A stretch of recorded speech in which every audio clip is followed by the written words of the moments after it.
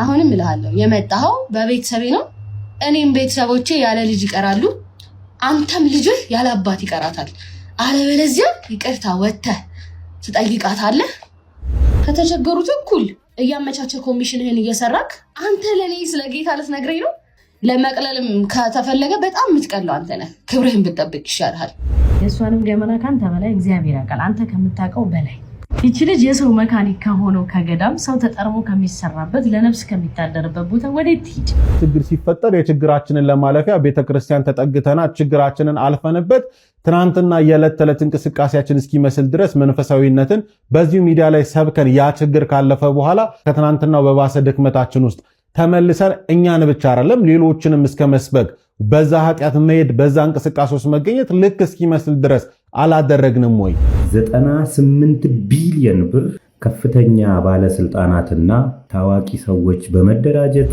ህብረተሰብ ላይ ጉዳት አድርሰዋል ይለናል የፌደራል ፖሊስ ሰላም ውድ የአቢሲኒያ ዴይሊ ቤተሰቦቻችን እንደምን አላችሁ አዳዲስና ትኩስ መረጃዎችን በጠቃሚ መልእክቶች እያዋዛን ወደ እናንተ የምናደርስበት ፕሮግራማችን አሁን ጀምሯል በአሁኑ ሰዓት በሶሻል ሚዲያ ላይ መነጋገሪያ የሆኑ ጉዳዮችን እያነሳን እንመለከታለን አሁን በቀጥታ ለዛሬ ወዳዘጋጀንላችሁ ቪዲዮዎች እናልፋለን እናንተም ቪዲዮቹን ከተመለከታችሁ በኋላ ሐሳብ አስተያየት እንዲሁም ምን እንደተሰማችሁ በኮሜንት ሴክሽኑ ላይ ጻፉልን እስከመጨረሻው አብራችሁን ቆዩ አቢሲኒያ ዴይሊ ኢትዮጵያ ዶሮ ወጥ የኢትዮጵያ ዶሮ ወጥና የዓለም ምግብ ደረጃ ወጪዎች ጉዳይ ወደ ክስ መሄድ አለብን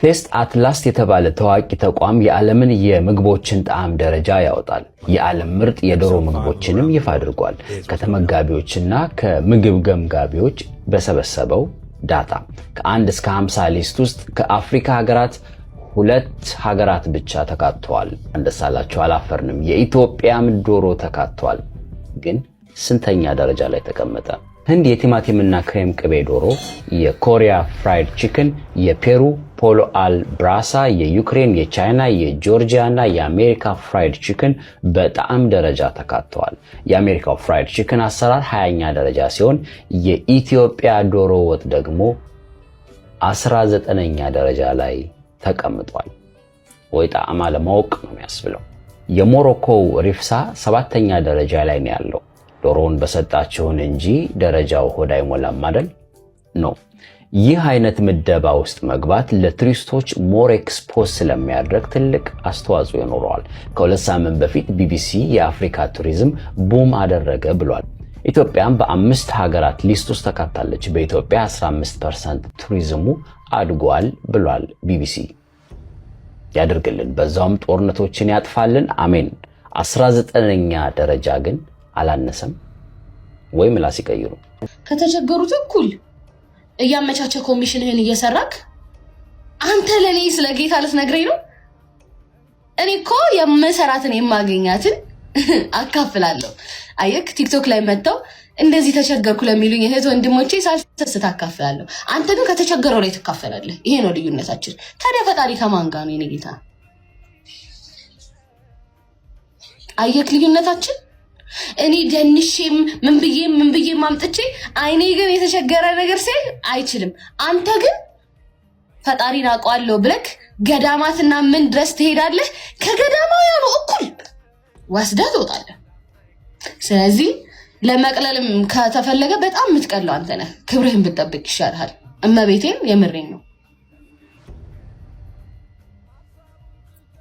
እኔ እኮ ከቀጥሎ ማስተዋወቂያ መኖር ሳይ በጣም ነው ያፈርኩት ለማስተዋወቂያ ብለህ እኔን ትጠቀመኛለህ አታፍርም ትልቅ ሰው አይደለህ የወለድክ አንተ እኮ ገበናይ ማርያም ከናቴ ጋር እኮ ነው የምታስቀድሰው ማርያም ከናቴ ጋር ነው የምታስቀድሰው ግን አንተ 2.8 ሚሊዮን አይደል አይገስ ሰው ይዘህ በጣም ክብር ያለ ሰው ልትሆን ይገባህ ነበር እውነት እኔ ምን ያህል በእግዚአብሔር እንደምተማመን ታውቃለህ ማለት ነው የኔ አባት በዚህ ሰዓት እግዚአብሔር መጥቶ እናንተ ላይ ቢፈርድብን ሁላ ደስ ይለኛል ያን ያህል አሁን ቢፈርድብን በእውነት ስለማውቀው ራሴን ማለት ነው ምግባር የሌለኝ ልሆን ይችላልው መጥቼ ብዙ ነገር ላደርግ ይችላልው እናንተ ፊት ማለት ነው ጋይስ ግን እኔ እግዚአብሔር ሲጠብቀኝ እኔ እግዚአብሔር ሲወደኝ በጣም ትንሽ የህፃን ልጅ ልብ ነው የሰጠኝ የህፃን ልጅ ልብ። እሱ ደግሞ ከምንም ያወጣኛል። ክፋት እንዳላስብ ምን እንዳላስብ ጥሩ ነገር ብቻ እንዳስብ አድርጎ ሊሰራኝ እግዚአብሔር ሲሰራኝ ራሱ ማለት ነው። ለዛ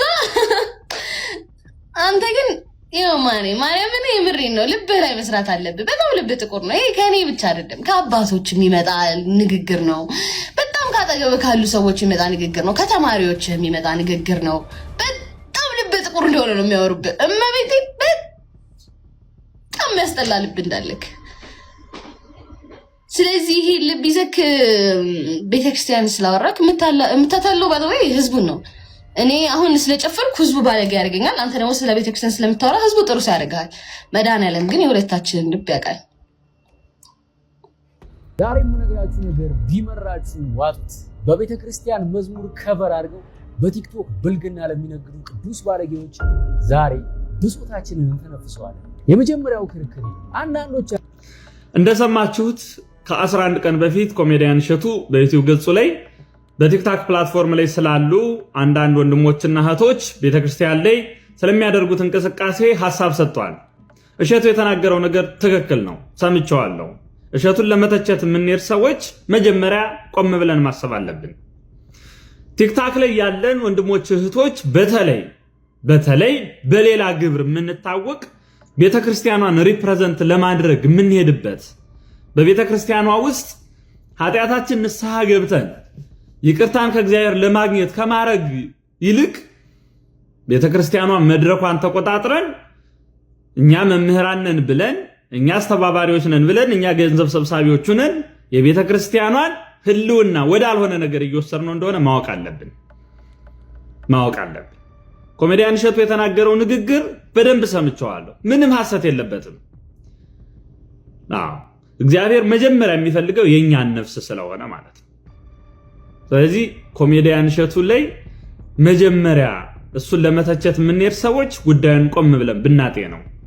ቤተክርስቲያኗ ወዴት እየወሰዷት እንደሆነ ቀጥ ብለን ብናውቀው። በዚህ ዘመን እንደምታውቁት ቤተክርስቲያኗን ለመቀራመት የቤተክርስቲያኗ ህጓን ስርዓቷን ለማፍረስ አንዱ የተከፈተብን ነገር የገንዘብ መለመኛ መንገድ እንደሆነ ታውቃላችሁ። ገዳማትን ማሰሪያ፣ ቤተክርስቲያንን ማሰሪያ እየተባለ ምን እንደሆነ ታውቃላችሁና ብናስተውል እሸቱ ላይ እጃችን ባናነሳ። አሁንም እልሃለሁ የመጣኸው በቤተሰቤ ነው። እኔም ቤተሰቦቼ ያለ ልጅ ይቀራሉ፣ አንተም ልጅህ ያለ አባት ይቀራታል። አለበለዚያ ይቅርታ ወጥተህ ትጠይቃታለህ፣ ቪዲዮህንም ታጠፋታለህ፣ ወይ ደግሞ እስኪት ድረስ መሄድ እንደሚችል ዱርዬ ብለኸኝ የለ ዱርዬ ምንም የሚያስጨንቀው ነገር እንደሌለው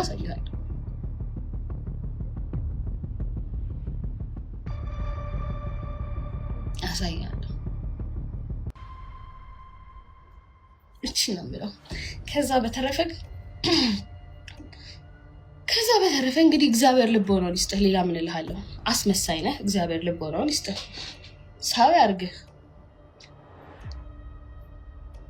እንደውም እኔ እንደ ወላጆቼ እንደኔ አይነት ልጅ ስለሰጣቸው ሲሆን እግዚአብሔር እንግዲህ አሁን ነው ባምቢ ቤተሰብ የላትም ወይ መካሪ የላትም ወይ ጓደኛ የላትም ወይ ገሳጭ የላትም ወይ ማለት የሚገባቸው። ይሄ ቀጥታ ማለት ነው አስደፋሃለሁኝ ወይ አንተ ትደፋታለህ ወይ እኔ እደፋታለሁ የሚል ቀጥተኛ የሆነ ዛቻ ነው። በህግ ደግሞ ማለት ነው ያስቀጣል። በዚህ መካከል ችግር ቢፈጠር፣ በዚህ መካከል እሸቱ የሆነ ነገር ቢሆን፣ እሸቱን ማጥቃት የሚፈልጉ ሰዎች እሸቱን ቢያጠቁት ቀጥታ ተጠያቂ ባምቢ ነው የምትሆነው። ማሰብ አለብን። ከመናገራችን በፊት ማሰላሰል አለብን። ይሄ እኮ ቀጥታ ዛቻ እኮ ነው። ወይ አንተ በዚህ ምድር ላይ ትኖራለህ ወይ እኔ አልኖርም፣ ወይ ልጆች ከአባት ያጣሉ ወይ የኔ ቤተሰብ ደግሞ እኔን ልጁን ያጣል አይባልም። ለዚህ ነው አንዳንድ ጊዜ የምታሟሙቁ ሰዎች፣ የምታጋግሉ ሰዎች አታጋግሉ፣ ትክክለኛውን የሆነ ነገር ተናገሩ። ሰው ትክክል የሰራ ይመስለዋል። አሁን እሷ በቃ ትክክል ያደረገች መስሏታል። የተናገረው ነገር እሱ ሁሉም ነገር ውሸት መስሏታል። በቃ እሷ ትክክለኛ ሰው እንደሆነች ነው የምታስበው። እንዴ በጣም እግር በእግር እየጠበቁ ሪከርድ የሚያደርጉ ሰዎች አሉ። ይሄ እንደ ወንጀል በሪከርድ ይቀመጣላችሁ። አሁን አትመክሩም? አሁን ነው መምከር፣ አሁን ነው ረፊ ማለት፣ ተይ በቃ ማለት አሁን ነው። መጠየቅ ካለባት በህግ መስመር በህጋዊነት ትጠይቅ። ኢቭን ስሙን ሁሉ አጥፍታለች። አንተ ቅርጥፍ አድርገህ ከቤተ ክርስቲያን ላይ ከተቸገሩ ሰዎች የምትበላ ሰው ነው ብለዋለች። ይሄ ያስጠይቃታል። ከዚህ በላይ ነገሩ እንዳይሄድ ማለት ነው እንዳይቀሳሰር፣ ያው እኔም በተወሰነ መንገድ እያቀሳሰርኩኝ ነው። እንዳይቀሳሰር ፕሊስ ተረጋጉ። ከሰው ጋር በኃጢአት በድክመት እንወዳደራለን። ልክ ብላ እንዳደገች በይፋ የምትናገር ሴት ለአንድ ድርጅት ሳይሆን ለአንድ ገዳም ማስታወቂያ አሰርተዋት ማየቴ ትንሽ ያስደነገጠኝ። እምላችሁ በኃጢአት እንደምበልጣት ቅንጣት ታክል አልጠራጠርም። ነገር ግን በአደባባይ ኃጢአትን በመስበክ አዋርድ ያላትን ሴት የገዳም ማስታወቂያ ስትሰራ ማየት ለታዳጊ ልጆች ምንም ያክል የቆሸሸ ስብዕና ቢኖራችሁም ቤተክርስቲያን በእናንተ ትወከላለች የሚል ግንዛቤ ይፈጥራል። ይህን ቪዲዮ ወንድማችን እሸቱ ከሰራ በኋላ በርካታ ሰዎች ያመላልሱ ተመልክታችሁ ሊሆን ይችላል። ከቤተክርስቲያን አንጻር የተወሰነ ሀሳቦችን ላጋራችሁ። የመጀመሪያው እናንተ ልጠይቃችሁ፣ ቪዲዮ ምን አይነት ስህተት ተገኝቶበታል? ምንድነው ስህተቱ ቪዲዮ ላይ? የእውነትስ አይደለም ወይ? ምናልባት ትናንትና ችግር ሲፈጠር የችግራችንን ለማለፊያ ቤተክርስቲያን ተጠግተና ችግራችንን አልፈንበት ትናንትና የዕለት ተዕለት እንቅስቃሴያችን እስኪመስል ድረስ መንፈሳዊነትን በዚሁ ሚዲያ ላይ ሰብከን ያ ችግር ካለፈ በኋላ ከትናንትናው በባሰ ድክመታችን ውስጥ ተመልሰን እኛን ብቻ አይደለም ሌሎችንም እስከ መስበክ በዛ ኃጢአት መሄድ በዛ እንቅስቃሴ ውስጥ መገኘት ልክ እስኪመስል ድረስ አላደረግንም ወይ? ይሄ ችግራችን አይደለም ወይ? ለተተኪው ትውልድ እያስተላለፍነው ያለነው ትምህርት ምንድነው? ቤተክርስቲያን ተልእኮዋ ዋነኛ ዓላማዋም ደግሞ የዕለት ተዕለት እንቅስቃሴያችን መንፈሳዊ ህይወታችን እንዲሆን እንጂ በዝሙት ህይወት ውስጥ በጨፈራ ህይወት ውስጥ እየኖርን ቤተክርስቲያን መተን ኮንተንት እንድንሰራ እኛን ማድረግ አይደለም። ይሄ ስህተት ነው ወይ? እንደዚህ አይነት ትውልድ እያፈራን አይደለም ወይ? ሁለተኛ ቤተክርስቲያን አካባቢ ያለን ሰዎች ዘፋኞቻችንን አምጥተን የቤተክርስቲያን ገቢ ማስተዋሰቢያ ብለን እነሱን አውደ ምሕረት ላይ አቁመን አላሰራናቸውም ወይ? ከዛ ከተሳሳተ በቤተክርስቲያን አስተምሮ ዘፈን ስህተት ነው። በቤተክርስቲያን አስተምሮ እንደምታውቁት በጣም ልክ ያልሆኑ ተግባራት ላይ የሚሳተፉ ግን ደግሞ ታዋቂ ናቸው ብለን ታዋቂነታቸውን ተጠቅመን እነርሱን ከመመለስ እነርሱን ትክክለኛ መስመር ላይ አስኪዞ እነርሱን ከማቃናት በላይ በእነሱ ተጠቅመን ገንዘብን ስለመስራት አላሰብንም አላደረግንም ወይ? ምኑ ነው ስህተቱ? ችግራችን ሲነገረን ከዛ ትምህርት መውሰድ ለእያንዳንዳችን ይገባናል። እሸቱ አንተ ማን ስለሆንክ ነው? መጀመሪያ ራሳችንን ቤተክርስቲያን አካባቢ ያለ ሰው ኃጢአተኛ ቢያንስ ከምናገኛቸው ቪዲዮዎች ላይ በሙሉ ለኛ የሚገባንን ትምህርት መውሰድ ነው እንጂ ኃጢአት እንዴት እናወዳድራለን? ከሰው ጋር በኃጢአት በድክመት እንወዳደራለን እንዴ? እኔ ሀና ይወድልኛል እንዴ? ቀን በቀን የእንትን ልጅ ይቷል ወዘር ይወድልኛል እንዴ? እንዴ ማን ነው የኔንስ ነው የሚያየው? እዚህ ላይ ወጥቼ ስለማወራ ነው እንዴ? እዚህ ላይ ጀግና መስዬ ስለምታይ ነው። ይህንን የእህታችንን የባምቢ ቪዲዮ ያመጣሁት ለሟርት አይደለም። ባይሆን እንዴት ሰዎችን ለክፉ ድርጊቶቻቸው በአስተያየቶቻችንና በሚወጉ ቃላቶቻችን እየገፋን እየከተትን መሆኑን ማሳየት ስለፈለኩ ነው። ቦኒ የተባለች እህታችንን ገና ከገደልን የቲክቶክ ማህበረሰብ ተረባርቦ ወደ ሞቷ ከሸኘ 3ኛ 4ኛ ቀን ላይ ነው የምንገኘው። በዚህ ነገር የሚጸጸትና ወይኔ ብሎ ጥርስ የሚነክስሰው እየተመለከትኩ አይደለም። ይገርማል። ከእንደዚህ አይነት ነገር ተሰብስበን ሰዎችን የምንተችበት መንገድን በማስተካከል ከስድብ ቃላት በመቆጠብ በተለይ ደግሞ እህቶቻችን ስሶች ናቸው፣ ሴንሲቲቭ ናቸው፣ በቃላት ይጎዳሉ፣ ይሰበራሉ። ጥንቃቄ ልናደርግ ሲገባን ነገር ግን በሚያሳዝን ሁኔታ ሞታቸውን በማፋጠን የገመድነት ድርሻውን መወጣታችንን ቀጥለናል። በተለይ ደግሞ 10 20 30 100 ፎሎወር ይዛችሁ ፎቶግራፎቻችሁ ሳይታዩ ነገር ግን ፍጹም የብልግናና የነውር ቃላትን ሰዎችን በስነ ልቦና የሚጎዱ ቃላትን የምትጽፉ ሰዎች እባካችሁ ከዚህ ድርጊታችሁ ተቆጠቡ። የሚጠቅማችሁ አይደለም። ህሊናችሁ ዞሮ የሚወጋው እናንተኑ ነው። በእኛው በመንፈሳዊ ወንድሞችና እህቶች ላይ የሚያጋጥመው ይሄው ነው። በጣም ብዙ መምህራንን እያጣን እንደሆነ እያስተዋልን አልመሰለኝም። በጣም ብዙ ቤተክርስቲያንን በበጎ አድራጎት የሚጠቅሙ ወንድም እህቶቻችንን እያጣን እየተነፈግን ነው የምንገኘው። ለምን ቢባል ሁላችንም ነጣቂና ተሳዳቢ ሆነን ስለቀረን ይመስለኛል።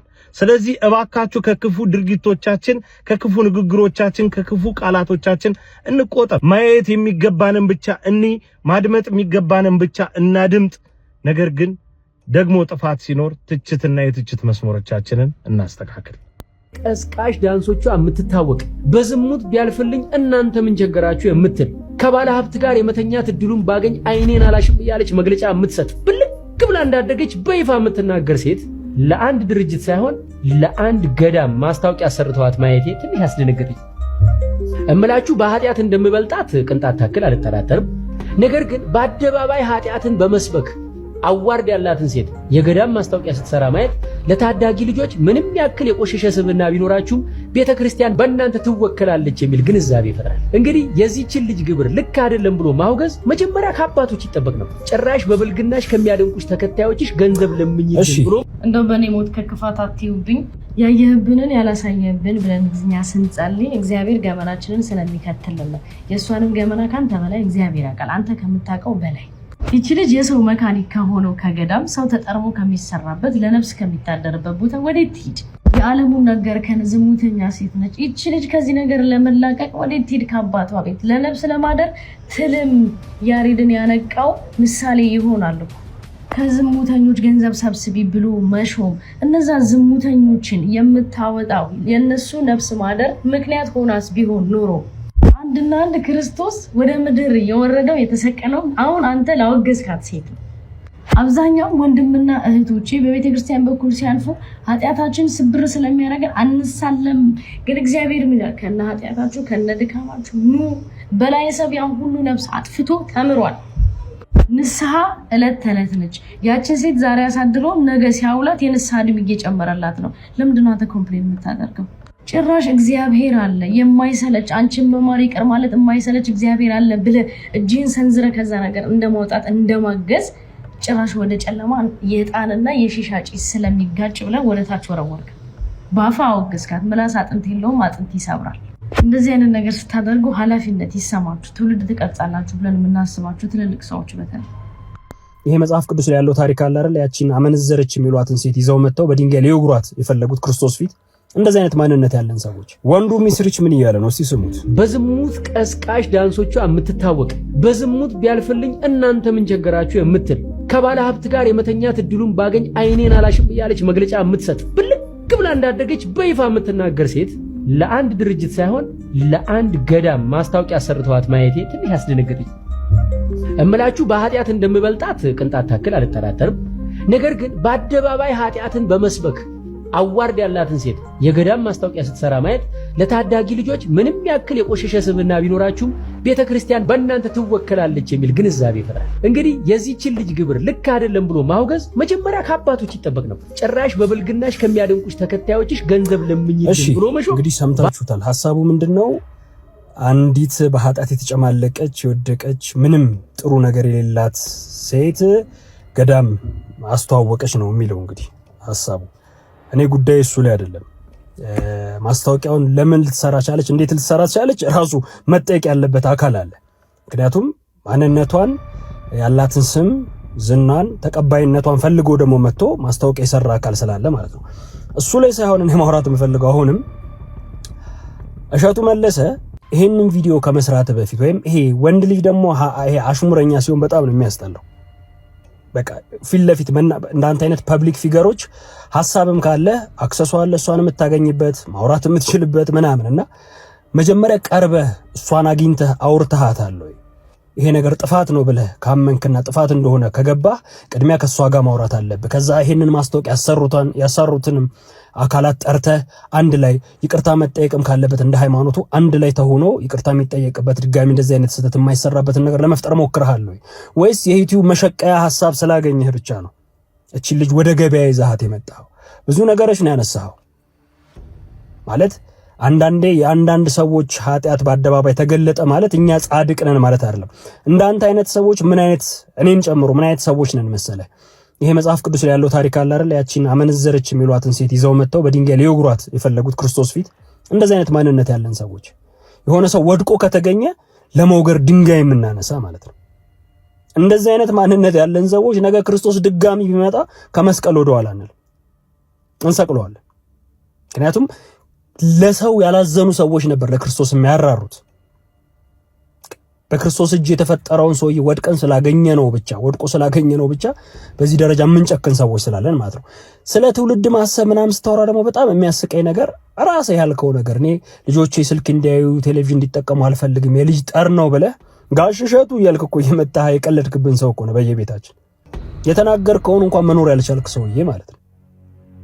በዚህ ደረጃ ፐብሊክ ፊገር ነው ተደማጭነት አለኝ የሚል ሰው በዚህ ደረጃ የሆነን ሰው ሜንሽን አድርጎ የሆነ ኃጢአቷን ደርድሮ ስሟን ሳይጠቅስ ብቻ አሽሙር በሚመስል ነገር ማውራት በራሱ እንዳልበሰልክ እንዳንተ አይነት ሰው ፐብሊክ ፊገር መሆን እንደሌለበት ሁሉ የሚያሳይ ነው ማለት ነው። ስለዚህ እንደዚህ ያሉ ነገሮችን ከመስራት በፊት እንደ አንተ ስንት ነገር ታዝበናል እኮ መስማት የማንፈልገውን በትንንሽ ልጆች አንደበት የሚያስደነግጡ ህፃናትን ልጆቻችን ማየት የሌለባቸውን ህፃናት እኮ ሾህ ላይ አቅርበህ እኮ ስንት አሸማቀህናል እኮ ስንት ነገር ሰምተን የለ እንዴ? ስንት ነገር ታዝበናል እኮ። ስለ ገዳም መርዳት ካወራህ እኮ እዚህ ሀገር ስንት መረዳት ያለባቸው አንድ ቀን ማስቀደሻ ያጡ ገዳማት ያሉበት እልፍ ገዳማት ባሉበት ሀገር እኮ አሜሪካ ድረስ ሄደን ገዳም ካላሰራን ብላችሁ እኮ ስንት ተአምር ታሪክ ስትሰሩ የነበራችሁ ሰዎች እኮ ናችሁ። እንደ ሴት ደግሞ ሚስት አለ፣ እናት አለ፣ እህት አለ። እቺ ልጅ ቀረብ አድርጎ ማናገር ነው። በጣም የበሰልኩ ነኝ የተማርኩ ሰው ነኝ ምናምን የምትል ሰው አይደለም። የእናንተ መማር የእናንተ መብሰል ምኑ ጋር ካልተማረው የግንዛቤ ጥረት ካለበት ሰው ጋር እኩል ሰው የምትጨፈጭፉ ከሆነ የእናንተ ፐብሊክ ፊገርነት ምንድነው ጥቅሙ? ነጠላ ጣፍቶ ወይም የሆነ ቆብ ደፍቶ ወይም የሆነ ነገር አድርጎ ወይም የእናንተ ሃይማኖተኝነት ለሶሻል ሚዲያው ብቻ ነው? የእናንተ ፈራሃ እግዚአብሔር ሶሻል ሚዲያ ላይ ብቻ ነው? የታይታ አትኖሩትም? ኧረ በስመ አብ። እሺቱ መለሰ በገደምዳሜው ባምቢ ሀበሻን ለምን የቤተ ክርስቲያንን ስራ ማስታወቂያ ትሰራለች? እኛ ቅዱሳኑ ያለን አይነት ወይም ደግሞ ቅዱሳኖች እያሉ ማስታወቂያ የሚሰሩ ቅዱሳኖች እያሉ ለምን እርኩሳን ይሰራሉ የምትመስል አስተያየት ሰጥቷል። እንግዲህ ይሄ ከምን ይመነጫል መሰላችሁ? ቤተ ክርስቲያንን ደጋግሞ ከመዝረፍ፣ ከቤተ ክርስቲያን ደጋግሞ ኮሚሽን ከመብላት፣ ቤተ ክርስቲያን ደጋግሞ ከመሄድ የተነሳ ኢየሱስ አጎታቸው ይመስላቸዋል። ቤተ ክርስቲያን ደግሞ የአጎታቸው ቤት ይመስላቸዋል።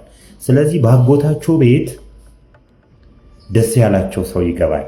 እነሱ ቅዱሳን የሚሉት እርኩሳን ወደዛ አይጠጋም፣ በእነሱ መስፈርት ማለት ነው።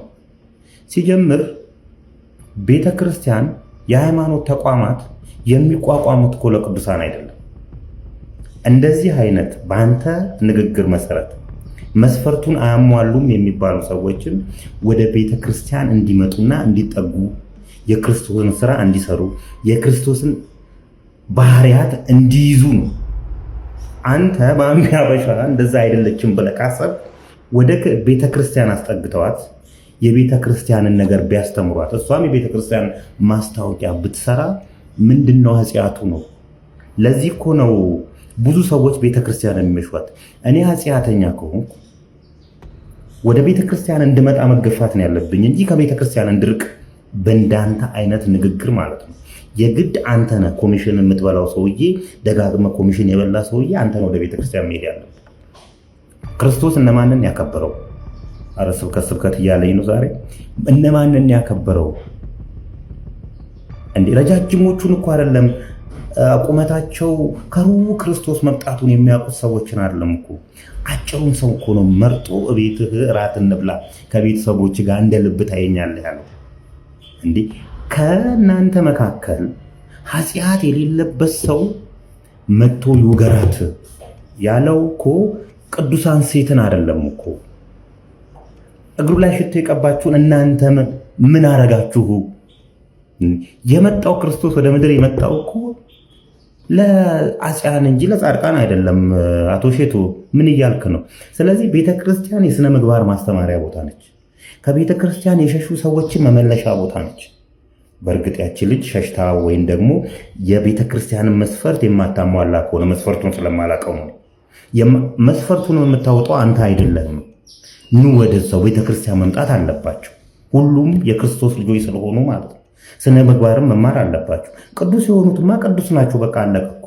መምጣት ያለበት እንዳውም በስነ ምግባራቸው ትክክል አይደሉም የተባሉ ሰዎች ናቸው ወደ ቤተክርስቲያን መምጣት ያለባቸው። አንተና አንተን የመሰሉ ሰዎች ግን ተደጋግሞ ቤተክርስቲያንን ከመብላታቸው የተነሳ ኢየሱስ አጎታቸው የሚመስላቸው ሰዎች እንደዚህ ሰዎችን ታረቃቸዋል። እንደዚህ አይነት ሰዎች እያረቃችሁ አይ ይሄ የኔ ቦታ አይደለም፣ ስለዚህ ሃይማኖቴን መቀየር አለብኝ ወይም ደግሞ ይሄ አይመጥነኝም፣ ከቤተክርስቲያን ሩቅ ነው መሆን ያለብኝ እንዲሉና ለሌላ ወንጀሎች ራሳቸውን እንዲያዘጋጁ ወይም ደግሞ ለሌላ ኃጢአት ራሳቸውን እንዲያዘጋጁ ታደርጓቸዋላችሁ። የቤተክርስቲያን ጉልላት ላይ ያሉት ሰጎን እንቁላሎች ናቸው። ምን ማለት ነው? የሰጎን እንቁላል ለምንድነው ቤተክርስቲያን ላይ የሚደረገው? ሰጎን እንቁላሏን ጥላ እስኪፈለፈል ድረስ ባልና ሚስቶቹ እየተቀያየሩ እንቁላሉን ይጠብቃሉ። አይናቸው ከእንቁላሉ ላይ አይነሳም። ክርስቶስም ከቤተ ክርስቲያን ላይ አይኑ አይነሳም ለማለት ተምሳሌትነቱ ያ ነው። ክርስቶስ አይኑ የማይነሳበት ቦታ አንድ ኃጢአተኛ የተባለ ሰው ወደዛ ስለሄደ ምንድነው ኃጢአቱ? አንተ ማን ነው ቅዱስ ያደረገ? ሲጀምር ደነዝ ለካ ደነዝ አይልም ሰባኪ እሸቱ መለሰ። አንድም የተሳሳተው ነገር የለም። እኔ እሱን ላስረዳችሁ። ምክንያቱም በዚህ ጊዜ ያለን ትውልዶች መረር ያለ ነገር ስለማንወድ ነው። በዚህ ጊዜ ኃጢአትን በአደባባይ ማመስገኑና ማቆለጳጰሱ የእግዚአብሔርን ቸርነት እያነሱ ፍርዱን ረስቶ ኃጢአተኛ ማሞገሱ ተለምዷል። በዚህ ጊዜ ያለን ሰዎች ኃጢአት በአደባባይ ሲሰራ በአደባባይ የተሰራ ኃጢአት በአደባባይ ነው መከሰስም መወቀስም መታረምም ያለበት። ይሄን ደግሞ ብዙ አባቶቻችን በመጽሐፈ ስንክሳርም በሌሎችም ቅዱሳት መጻሕፍት እንዳደረጉ አንብበን ተረድተናል። ምክንያቱም በዚህ ጊዜ ያለን ትውልዶች መረር ያለ ነገር አንፈልግም። አንድ ሰው ኃጢአት ሰርቶ በአደባባይ በዛ ኃጢአቱ እየተመጻደቀ ያየ ነው ሰው ደግሞ ተው እረፍ ብሎ ሲገስጸው ኃጢአት ያጠፋው ሲሆን የሚጠየቀው የገሰጸው ሰው ነው የሚጠየቀው። ለዚህም ደግሞ ከመጽሐፍ ቅዱስ ማስረጃ አድርጎ የሚያነሷትኝ ኃጢአት የሌለባት ይውገራት እያላችሁ ኃጢአተኛ ኃጢአቱን ጨምሮ እንዲሰራና እንዳይጸጸት ለማድረግ እየጣራችሁ ነው። ለብ ያለ ትውልድ እየፈጠራችሁ ነው። ምክንያቱም በመጽሐፍ ቅዱስ ላይ ጌታችን ኃጢአት የሌለበት ሰዎችን ሴትዮ ይውገራት ብሎ የተናገረበት ምክንያት አባቶቻችን ሲያብራሩት በመጽሐፍ ትርጓሜ ላይ እንዲህ ብሎ ነው። በመጀመሪያ ደረጃ እነዛ ያችን ሴት ያመጧት ሰዎች እግዚአብሔር ኢየሱስ ክርስቶስን ለመፈተን እንጂ ሴቷ የሰራችው ኃጢአት አሳስባችሁ አይደለም። እንዴት ከተባለ ኢየሱስ ክርስቶስን እቺ ሴት ሙሴ የሰራውን ሕግ ታላልፋለች፣ ሙሴ ደግሞ እንዲያደረገ ይወገር ብሏል፣ አንተ ምን ትላለህ አሉት። በዚያንም ጊዜ ይወገር ካለ ነፍሰ ገዳይ ነው ሊያስብሉት፣ አትወገር ካለ ደግሞ የሙሴን ሕግ ይሽራል ሊያስብሉት እንዲህ አይነት ጥያቄ ለጌታችን ፈተና አቀረቡለት። ጌታችንም የነሱን የልብ ተንኮል አይቶ ውገሯትም አትውገራቱም አላለም። ኃጢአት የሌለበት ከእናንተ መካከል ይውገራት ብሎ ተናገረ። ስለዚህ እነዚህ ሰዎች ለዚያች ሴትዮ ኃጢአት ሲሆን አዝነው የመጡት ጌታን ለመፈተን ስለመጡ ነው። ጌታችን እንደዛ ብሎ የመለሰላቸው እና በዚህ ጊዜ ያለን ሰዎች ያቺን ጥቅስ እናመጣና ማንም ሰው በአደባባይ እየበደለ ትውልዱን እያበላሸ ለትውልዱ መጥፎ አርአያ እየሆነ አንድ ሰው ወጥቶ እረፍ እንዲያደረክ ነው ብሎ ያንን በደለኛ ሰው ሲናገረው ብዙዎቻችሁ ተነሱና ከዛ በደለኛ ጎን ቆማችሁ አንተ ኃጢአት ሳይኖርብህ ነው እንደዚህ የምትላት ብላችሁ ወደ መውቀስ መጣችሁ። በአደባባይ ኃጢአት የሰራ ሰው ካለ በአደባባይ ይቀጣበታል፣ ይመከራል፣ ይገሰጽበታል። ምሳሌ ከአባቶቻችን ቅዱሳን ታሪክ እናንሳ። ማርታ የምትባል አንዲት ቅድስት እናት አለች። መጽሐፍ ስንክሳር ላይ ታገኙታላችሁ ታሪኩን። እቺ ሴት በበፊተኛው ሕይወቷ በጣም ኃጢአተኛ ዝሙተኛ የነበረች ሴት ናት። ይሄንም ኃጢአቷ በአደባባይ የታወቀ ኃጢአት ነበረ። ከዕለታት በአንድ ቀን ቤተክርስቲያን ልሳለም ብላ ወደ ቤተክርስቲያን ስትሄድ የቤተክርስቲያን ዘበኛ አገቢ ብሎ ከለከላት። ለምን ስትለው አንቺ ኃጢአተኛ ስትሆኚ ወደ እዚህ ቤተክርስቲያን አገቢም ማለት። በዚያንም ጊዜ በዘበኛውና በማርታ ማል ጩኸት ተነሳ፣ ጭቅጭቅ በረታ። በዚያንም ጊዜ የቤተክርስቲያን ማስተዳዳሪ መጣና ምንድነው ብሎ ሲጠይቅ እቺ ሴት ወደ ቤተክርስቲያኑ ካልገባው እያለች ነው ብሎ ነገረው። በዚያንም ጊዜ ያ የቤተክርስቲያን አስተዳዳሪ እንዴ ብትደፍሪ ነው በዚህ ኃጢአትሽ ወደ እዚህ ቅድስት ቤተክርስቲያን ለመግባት የዳዳሽው የደፈርሽው ብሎ ገሰጻት። በዚያንም ጊዜ ኃጢአቴን እተዋለሁ ይቅር በሉኝ ለዛሬ ልግባ አለቻቸው። ያ የቤተክርስቲያኑ አስተዳዳሪም አላምንሽም፣ እዚህ መተሽ በዝሙት የሰራሽውን ገንዘብ ሁሉ ፊቴ ላይ ካላቃጠልሽው አላምንሽም አላት። ማርታም በዚህ ነገር ልቧ ተነክቶ ሂዳ በዝሙት የሰበሰበችውን ገንዘቧን ሁሉ አምጥታ ከፊቱ ጣለችውና አቃጠለችው። በዚያንም ጊዜ እሱም በቁርጥ ህሊና ኃጢአቷን እንደተወች አውቆ ጸጉሯን ላጭቶ አመንኩሷት ወደ ገዳም ላካት። ወደ ገዳም ከሄደች ጊዜ ጀምሮ ኃጢአቷን እያስታወሰች በደሏን እያስታወሰች ንስሐ ገብታ ከፈጣሪ ጋር ታርቃ ኖረች። ግን ለነፍሷ እንዲህ ብላ ትናገር ነበረ። የመጀመሪያው ነገር ነፍሴ ሆይ ወደዚህ በእንጨትና በጭቃ ወደ ተሰራው ቤት እንዳትገቢ ዘበኛው ከከለከለሽ በብርሃን ወደ ተሰራው ሰማያዊ ቤትሽማ በዚህ ኃጢአትሽ እንዴት ትገባለች እያለች ነፍሷን ተወቅሳት ነበረ። ሁለተኛ ደግሞ ምን ትላት ነበረ ነፍሷን? ነፍሴ ሆይ በዚህ ዘበኛ ንግግር ሀፍረትን መቋቋም ካቃተሽ በቅዱሳን መላእክት በእግዚአብሔርና በድንግል ማርያም ፊት ቆመሽ ስትወቀሺ እንዴት ወቀሳውን ሀፍረቱን ትቋቋሚዋለሽ? ስለዚህ ተመለሽ ብላ ነፍሷን እየገሰጸች ኖራ በንስሐ ተመልሳ በቅድስና አርፋለች። ለዚህ ቅድስና ያበቃት በአደባባይ የሰራችው ኃጢአቷ በአደባባይ ስለተነገራት ጭምር ነው። ሁለተኛ ምሳሌ እናንሳ። ማርያም ግብጻዊት ባለፈው ሚያዝያ 6 ቀን ያከበራችኋት ቅድስት እናት አለች። ስንክሳር ላይ አንብቡትኝ ሄዳችሁ።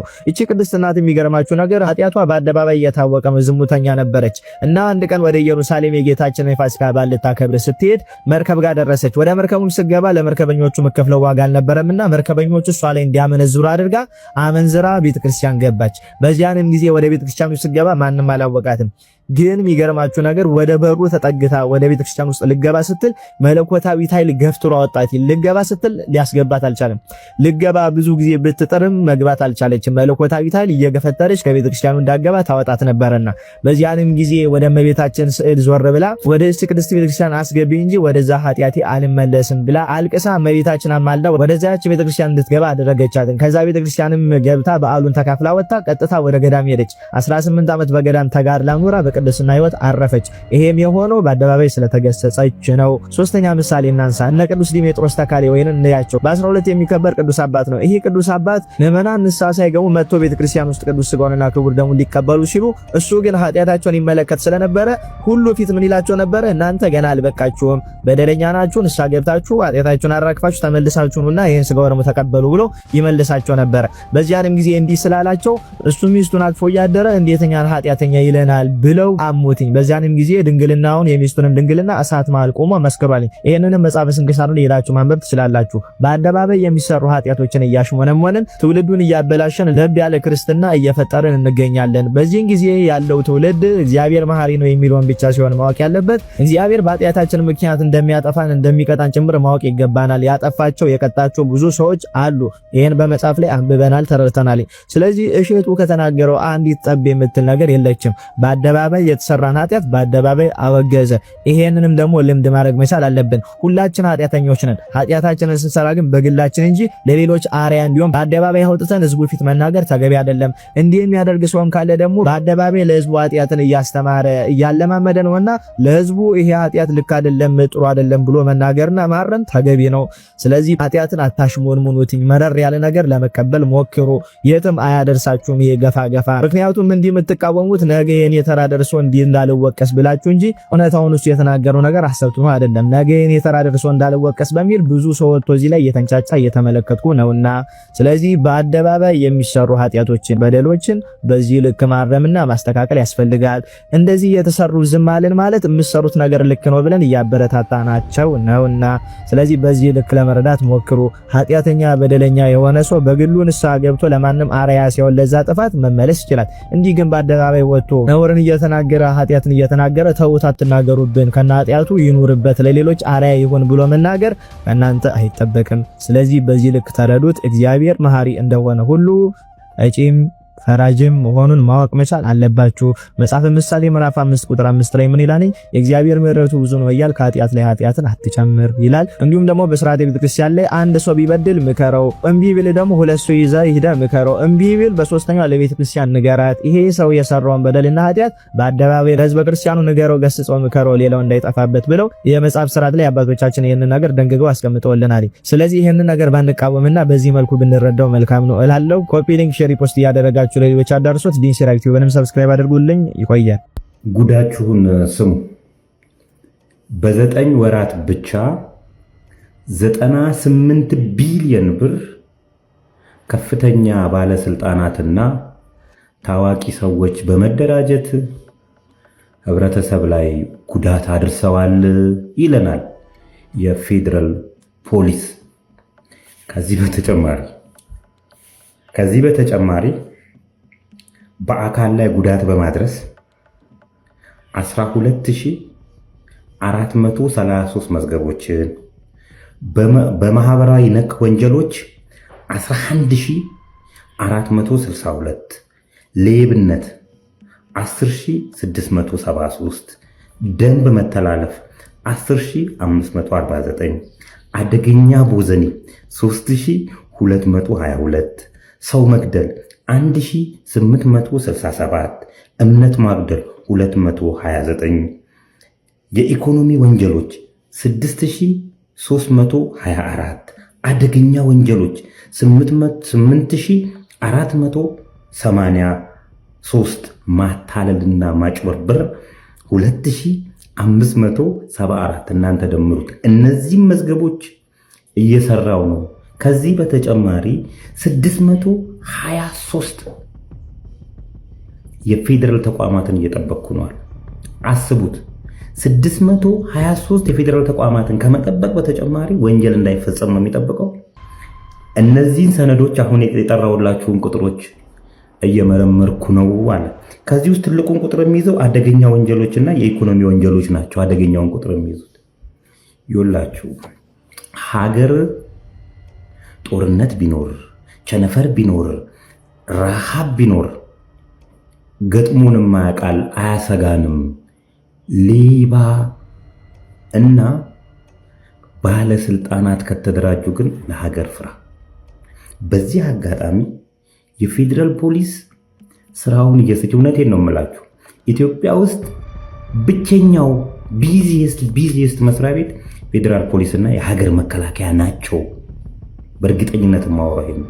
ሌላዎቹ 8 ሰዓት መስራታቸው እንጃ። እነሱ ስራቸውን በስነ ስርዓት ቢሰሩ ኖሮ እነዚህ ሁለት ተቋማት ላይ ይሄን ያህል ጫና ባላደረ ነበር። በዚህ በተጨማሪ ምን ይላል መሰለ ፌዴራል ፖሊስ ከዋና ኦዲተር ጋር እምብዛም ነው ግንኙነታችን። ምን ማለት ነው? ዋና ኦዲተር አደገኛ የሆኑ ወንጀሎች ከነማስረጃው አሉ። ነገር ግን ማስፈጸም አይችልም፣ መክሰስ አይችልም፣ እንትኑ ማውጣት እንጂ ግንኙነት ከሌለው ይሄ እነዚህ ነገሮች እዛው የሼልፍ ማሞቂያ ነበሩ ማለት ነው። ስለዚህ እነዚህ ሰዎች ሁለቱ አካላት ፌዴራል ፖሊስ እና ፌዴራል ዋና ኦዲተር ኮላቦሬት አድርገው በጋራ ቢሰሩ ኑሮ ምን ያህል ወንጀሎች እንደሚበዙ እወቁት። በተጨማሪ ይሄ ሪፖርት የነገረን የሪፖርተር ጋዜጣ ነው። ሪፖርተር ጋዜጣ እንግዲህ የፊንቴክን ጉዳይ ሲያስተዋወቅ ከነበረ ሚዲያ አንዱ ነው። የኢኮኖሚ ወንጀሎች 6324 ነው። ስለዚህ አንተ ትቀራለህ 6325ኛ። ሌላውን አንብቡት። Let us greet our newly installed Archbishop.